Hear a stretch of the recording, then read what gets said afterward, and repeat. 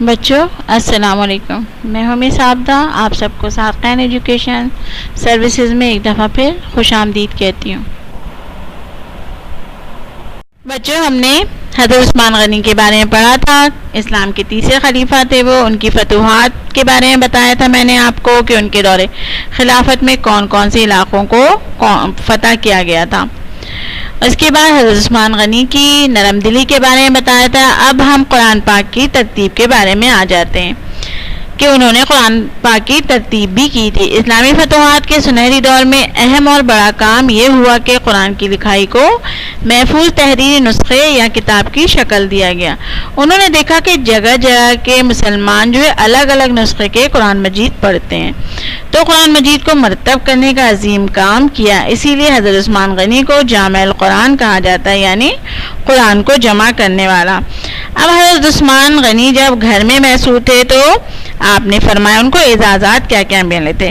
آپ نے فرمایا میں اسلام لانے والوں میں چوتھے نمبر پہ ہوں، میں نے جنگ تبوک میں بھرپور مالی مدد کی، نبی کریم صلی اللہ علیہ وآلہ وسلم نے یہ کے بعد دیگرے 2 بیٹیوں کا نکاح ان سے کروایا، جو بہت بڑی سعادت کی بات ہے۔ میں نے منہ سے کبھی برا لفظ نہیں نکالا، میں نے نبی کریم کے ساتھ ہاتھ پر بیعت کی اور ہر جمعے کے دن غلاموں کو آزاد کیا، اور اگر ایسا موقع نہیں ملا تو اگلے جمعے اس کی تلافی کری۔ تو بچوں یہ تھا ہمارے سبق کا نچوڑ، یعنی سبق کا خلاصہ، سبق کے بارے میں معلومات جو آپ کا عنوان تھا حضرت عثمان غنی کے بارے میں۔ اب ہم آگے چلتے ہیں بلند خوانی کی طرف۔ بچوں اب ہم صفحہ نمبر 92 کی بلند خوانی کرتے ہیں۔ عنوان ہے حضرت عثمان غنی رضی اللہ تعالیٰ عنہ کی نرم دلی۔ آپ ذرا دیکھ لیجیے کتاب میں غور سے اور میرے ساتھ ساتھ جس طرح میں پڑھ رہی ہوں اپنی انگلی رکھتے جائیے۔ حضرت عثمان غنی رضی اللہ تعالیٰ عنہ نرم دل شخص تھے اور لوگوں کی غلطیوں کو درگزر کرتے اور انہیں آسانی سے معاف کر دیتے، جس کی وجہ سے دشمنوں کی سازشیں کامیاب ہوتی گئیں اور ملک میں انتشار پھیلتا چلا گیا۔ صحابہ کرام رضی اللہ تعالیٰ عنہ نے مشورہ دیا کہ حضرت عثمان رضی اللہ تعالیٰ عنہ اپنے دشمنوں کو ہلاک کروا دے، لیکن خلیفہ سوم حضرت عثمان رضی اللہ تعالیٰ عنہ نے اپنی ذات کی خاطر مدینہ میں کسی کا بھی خون بہانے کی اجازت نہ دی۔ حضرت عثمان رضی اللہ تعالیٰ عنہ کی شہادت تاریخ اسلام کا نہایت افسوسناک واقعہ ہے۔ حضرت امیر معاویہ رضی اللہ تعالیٰ عنہ نے حضرت عثمان رضی اللہ تعالیٰ عنہ کو مدینے سے باہر چلے جانے اور اپنی حفاظت کے لیے فوج رکھنے کا مشورہ دیا، لیکن یہ مشورہ بھی حضرت عثمان رضی اللہ تعالیٰ عنہ نے نہ مانا۔ انہوں نے کہا میں مدینہ چھوڑ کر نہ جاؤں گا، خواہ لوگ مجھے جان سے ہی کیوں نہ مار دیں۔ کچھ لوگوں نے سازشیں کر کے ایسے حالات پیدا کیے کہ حضرت عثمان رضی اللہ تعالیٰ عنہ خلیفہ نہ رہیں اور ان کو ایک گھر میں نظر بند بھی رکھا۔ یہ وہ زمانہ تھا جب بزرگ صحابہ کرام رضی اللہ تعالیٰ عنہ حج کرنے گئے ہوئے تھے۔ حضرت عثمان رضی اللہ تعالیٰ عنہ کے گھر کا پہرا بھی سختی سے دیا جا رہا تھا۔ بلوائیوں میں حضرت عثمان رضی اللہ تعالیٰ عنہ کے سامنے آنے کی ہمت نہ تھی، لہذا وہ گھر کی پچھلی دیوار کود کر حضرت عثمان رضی اللہ تعالیٰ عنہ کے گھر میں داخل ہوئے۔ حضرت عثمان رضی اللہ تعالیٰ عنہ اس وقت قرآن پاک کی تلاوت کر رہے تھے۔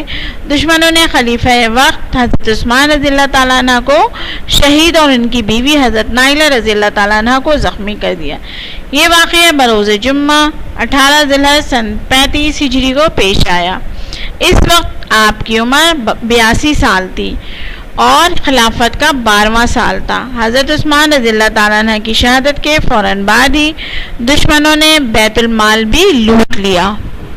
بچوں ہم صفحہ نمبر 93 یعنی 93 قرآن پاک کی ترتیب، اب اس صفحے کی ہم بلند خوانی کرتے ہیں۔ اسلامی فتوحات کے سنہری دور میں سب سے بڑا کام قرآن کی لکھائی کو محفوظ تحریری نسخے یا کتاب کی شکل دینا تھا۔ حضرت عثمان رضی اللہ تعالیٰ عنہ جگہ جگہ گئے اور دیکھا کہ ہر جگہ کے مسلمان علیحدہ طرز کی لکھائی والا اور علیحدہ انداز میں قرآن پڑھتے ہیں، اسی لیے انہوں نے قرآن مجید کو مرتب کرنے کا عظیم کام کیا، جس کا آغاز حضرت ابوبکر صدیق رضی اللہ تعالیٰ عنہ پہلے ہی کر چکے تھے۔ حضرت عثمان رضی اللہ تعالیٰ عنہ نے قرآن پاک کی ترتیب کو حتمی شکل دی۔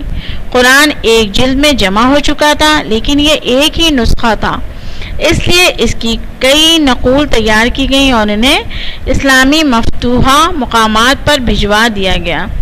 بعض مورخین کے مطابق حضرت عثمان رضی اللہ تعالیٰ کی طرف سے یہ ہدایت بھی کی گئی کہ اس کی نقول تیار کروا کے تقسیم کی جائیں، اس لیے حضرت عثمان کو جامع القرآن کہا جاتا ہے، یعنی قرآن کو جمع کرنے والا۔ حضرت عثمان رضی اللہ تعالیٰ عنہ عدالتی فیصلوں، قانون، حج و عمرے کے مسائل کے عالم تھے۔ اعزازات: حضرت عثمان رضی اللہ تعالیٰ جب گھر میں محصور تھے تو آپ نے فرمایا، میں اسلام لانے والوں میں چوتھے نمبر پر ہوں۔ میں نے جنگ تبوک میں بھرپور مالی مدد کی۔ نبی کریم صلی اللہ علیہ وآلہ وسلم نے یکے بعد دیگرے 2 بیٹیوں کا مجھ سے نکاح کیا، جو بڑی سعادت ہے۔ میں نے منہ سے کبھی برا لفظ نہیں نکالا۔ میں نے نبی کریم صلی اللہ علیہ وآلہ وسلم کے ہاتھ پر بیعت کی۔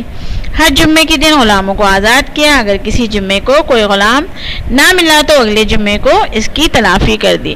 بچوں، یہ تو تھی سبق کی بلند خوانی۔ بچوں، سوال نمبر 7 ہے گھر کا کام۔ حضرت عثمان غنی رضی اللہ تعالیٰ عنہ کو اپنی نرم دلی کی وجہ سے کیا نقصان اٹھانا پڑا؟ جواب: حضرت عثمان غنی رضی اللہ تعالیٰ عنہ نرم دل شخص تھے اور لوگوں کی غلطیوں کو نظر انداز کرتے اور انہیں آسانی سے معاف کر دیتے، جس کی وجہ سے دشمنوں کی سازشیں کامیاب ہوتی گئیں اور ملک میں انتشار پھیلتا گیا۔ اب آپ کو کتاب کا کام کرنا ہے، درست و غلط۔ نمبر 1 ہے عثمان غنی رضی اللہ تعالیٰ عنہ نرم دل اور ہمدرد تھے۔ نمبر 2، حضرت عثمان غنی رضی اللہ تعالیٰ عنہ نے 3 مرتبہ ہجرت کی، غلط۔ نمبر 3، حضور صلی اللہ علیہ وآلہ وسلم کی 2 صاحبزادیاں حضرت عثمان غنی کے نکاح میں آئیں، درست، یعنی صحیح کا نشان لگائیے گا۔ نمبر 4، حضرت عثمان غنی رضی اللہ تعالیٰ عنہ کو جامع القرآن کہا جاتا ہے، درست۔ نمبر 5 ہے شہادت کے بعد حضرت عثمان کی عمر 85 برس تھی، غلط۔ جملے مکمل کریں، صفحہ نمبر 95 پر ہے، کتاب میں ہی مکمل کرنا ہے یہ کام آپ کو۔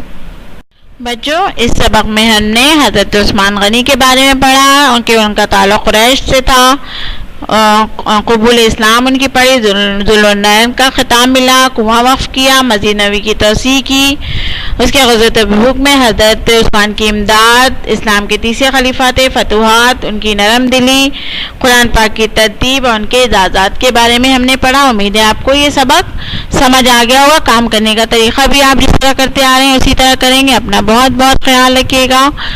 اللہ حافظ۔